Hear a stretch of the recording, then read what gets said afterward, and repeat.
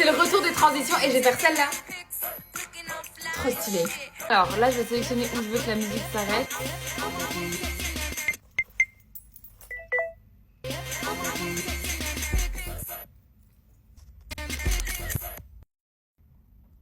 Pour le make-up, je vais être une meuf badass, du coup je vais m'inspirer de ce make-up. D'ailleurs, bien évidemment, il faut un autre téléphone, du coup je vais prendre celui-là. Alors pour moi, la fille badass, déjà, elle a un fond de teint mat. Bon, celui-là, c'est un mat lumineux. All Hours de YSL d'ailleurs. Ensuite, pour l'anti-cerne, on veut de la couvrance. Je vais prendre celui-là de House Lab. Parce que les meufs badass, elles ont aucune cerne. Ah, c'est ça qu'on veut. Et là, je vous laisse deviner ma couleur préf. On la prend et je vais la mettre partout. Je vais prendre un pinceau petit et plat comme ça et je vais prendre le noir.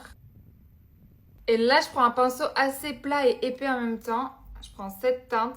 En gros, là, il faut plus qu'on voit qu'il y a un trait. Leurs sourcils, ils sont bien plaqués. Et du coup, je vais prendre le gel à sourcils de Sephora. Je veux beaucoup de bronzer. Vraiment.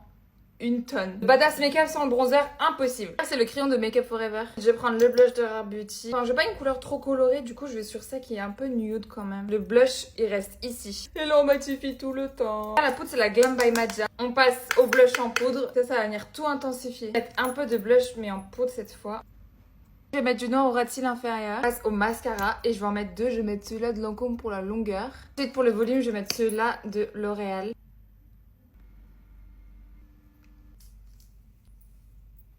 Je me suis envoyé la photo et je l'ai même retournée à fait miroir pour que ce soit pareil.